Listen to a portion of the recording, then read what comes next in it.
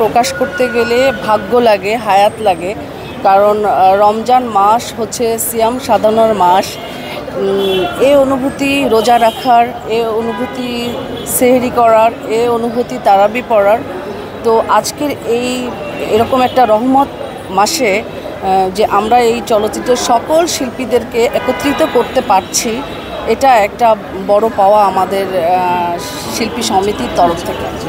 আপনি কি মনে করেন যে আসলে এই যে আয়োজন, এই আয়োজন থেকে সামনের দিকে আরও অগ্রসর হবে এখান থেকে, আপনি এটা কি মনে করছেন?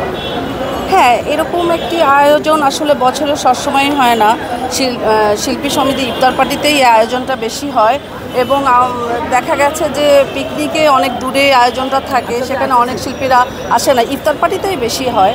তো আসলে শিল্পীদের এই আসা যাওয়ায় আমরা অনেক কিছু আশা করতে পারি চলচ্চিত্রের উন্নয়নের ব্যাপারে। আসলে বৈষম্যবিরোধী আন্দোলনের পরে একেবারেই ভেঙে পড়েছিল, সেই ক্ষেত্রে আসলে এই জায়গা থেকে কতটা ভূমিকা রাখবে বলে মনে করছেন? আসলে সবাই ভিতর একটা আতঙ্ক কাজ করেছে বিগত দিনে। আজকে আতঙ্ক ভেঙে সব শিল্পীরা একত্রিত হচ্ছে, আসছে, এটা একটা ভালো দিক আমাদের শিল্পর জন্য। ঠিক আছে, ধন্যবাদ।